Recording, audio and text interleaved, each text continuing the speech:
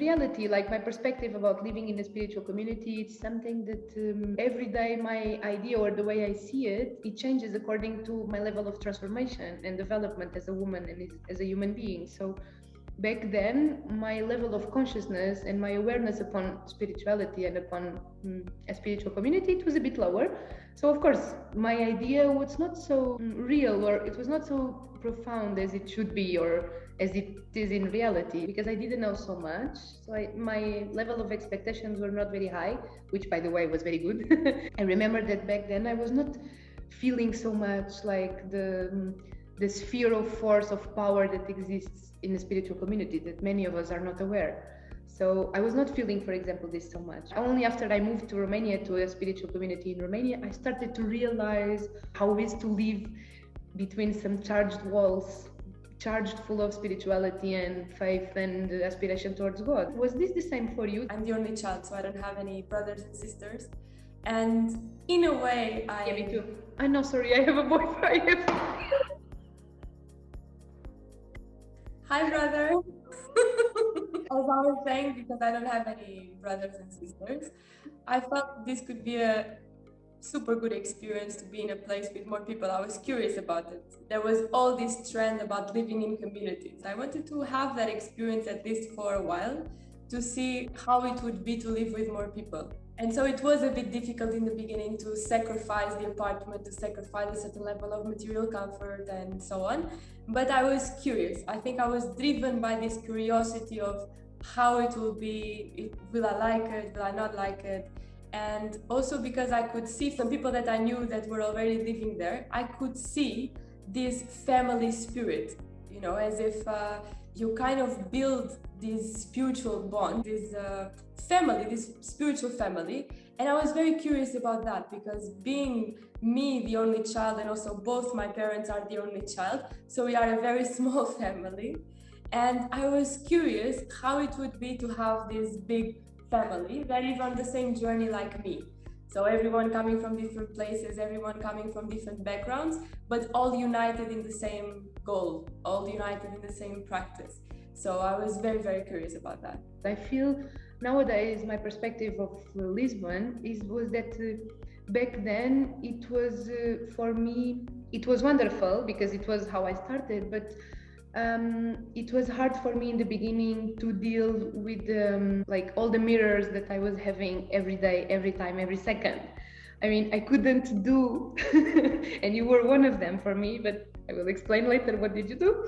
I mean, what did I do? Because all the time it's a reflection of our problem, of our things to solve and to transform. So you live all the time with these inputs, like from outside of people showing you how you are, how your ego manifests all the time, like how you should not behave in this way because you are provoking this or that. And I mean, it's super tiring. I was so tired all the time because all the time I was receiving like and feeling, oh my God, I'm so horrible. Oh my God, I'm doing this so bad. I need to transform this and this and this.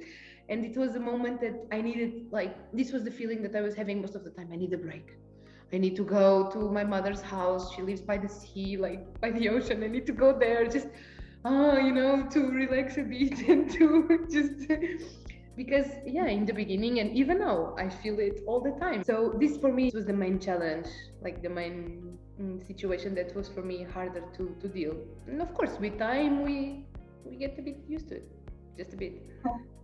I don't know if you agree with it, but I would say that the big challenge or what makes us struggle with that is not so much the constant input that is actually good in many ways, but the level of resistance that we have towards it. So I feel in the beginning, the resistance towards that, the kind of panic, okay, how do I deal with this, was much bigger than now. Now we laugh about it. We say, okay, I need to learn that, or that person is showing me this.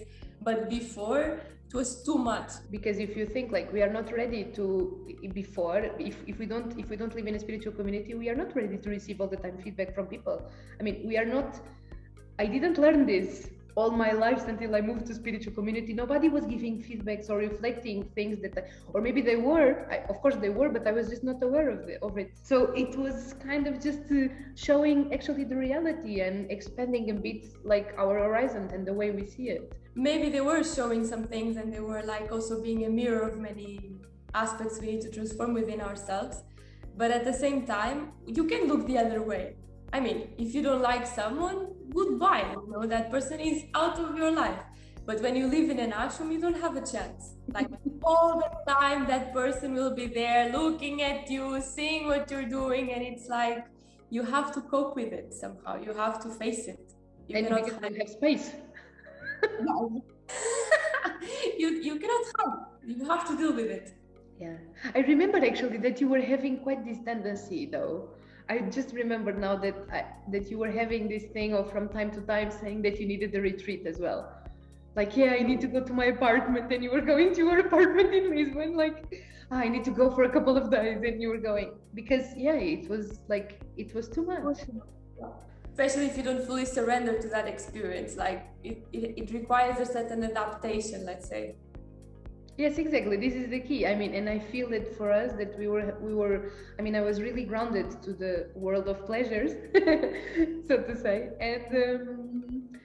and I feel exactly this, that if we really want to, I mean, it needs to come from us, from our heart, that we really want to surrender and to transform in this way.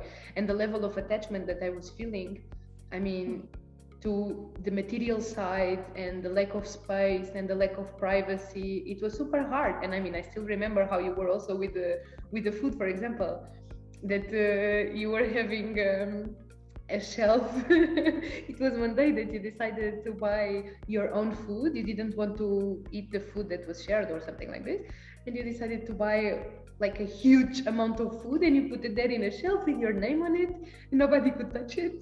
And how was it then? What happened then with our coordinator? No, the thing was that I wanted to eat the food that was shared, but I wanted more. I wanted to have my stuff, my preferences, my top ketchup brand. I don't get, why do I need to go through this if I know I have money to buy more, to have more, you know. I was struggling a lot with this. And so one day I just felt, okay, yeah, give me a space in the kitchen and I'm gonna prepare myself for the apocalypse. I'm just gonna buy whatever I want and that's it, and no one touches my food. I was very picky with this. And this is one of the things that is harder, like for us. I mean, especially because we were both living alone, we get a certain habit of having our own stuff, and like it's super zero altruistic. I don't know. Of course, I still have a level of egoistic side, of course, but my level of altruism was zero, because I mean, I was for years having my things, my own space, my own life, my own stuff. So of course, I was not used to share. Yeah, and I feel that we were also raised, let's say, educated in a way full of formalisms. So, for example, it wouldn't cross my mind to go to someone else's shelf and take a yogurt from them. Yeah, for me neither, like ever. One in the community and people with all kind of backgrounds and different ways of being in life, everything is possible. No, it's crazy. And in the beginning, I was so shocked. I remember that my lover used to come like to my apartment before I moved in to the ashram. And one of the days, I remember this so well. I was so shocked. I was like, oh my God, how come a person can do this? Where is the education? He entered and he went to the fridge and he took a yogurt without asking me. Yeah, I know who he is. I was in the living room and he came with the yogurt and I was like, what are you doing? Did you take a yogurt? And he was so relaxed, like, yeah, I took a yogurt. And for me, it was such a big deal, such a drama in my head, because of course it's the way that we are raised, also our education, the way we see life. So even if it's not correct. Yeah, definitely. I mean, and for me, it was like, I remember clearly, but I clearly as if I'm seeing it now. We had like some shelves in the kitchen of the community of the ashram. And then mine was one upper one close to the ceiling, not close to the ceiling, but still like with this kind of distance. So theoretically, you should only put like until here, but there was a distance until the ceiling. So I managed to actually make it full. until it goes completely from one side to the other to the ceiling. Everything compacted, like you didn't have space for anything, as you said in the teaser, not even for a mushroom. Everything fully packed with cans with all my top juicy products and all the things I wanted. And definitely, like it would take me months to eat that probably, but I had this, maybe because I have Taurus ascendant, so I had this thing that I need this safety, I need this material comfort, I need this knowing that I have my things. And also the attachment, it's also like related. I mean, I'm Taurus, so we know that this is also connected a bit, like this possessivity of stuff. Yeah.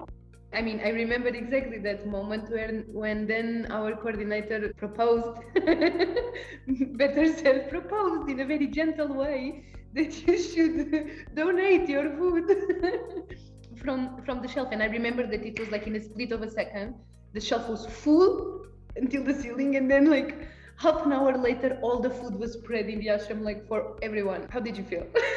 You want to talk about it? He was suggesting me not only to donate the food, but also to stop having a personal shelf.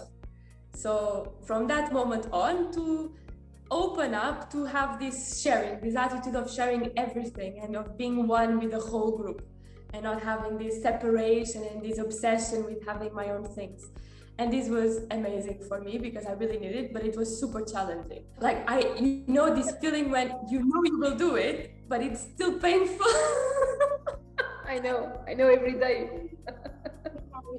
I was just going to the kitchen. I was like, okay, I'm doing this. And then I just donated everything. And since then, yeah, it has been like, I never had that problem again. And it was also like a lesson, like an initial lesson, like from the beginning. So you know how to be from now on, this altruism that I was speaking about. So to know that one of the ideas of living together as a family, as a spiritual family, is actually to share. I had all these things like fancy that were only for special occasions and so on. Your barbecue sauce. I think one of the aspects that characterizes this beginning, this initial aspiration that I had very much in myself, and I think you also, was this, that when someone would say jump, my attitude would say how high. Of course, not someone, in this case, the universe. When the universe would bring me a lesson, the question would never be, what, overcoming my food attachments and all these things? No.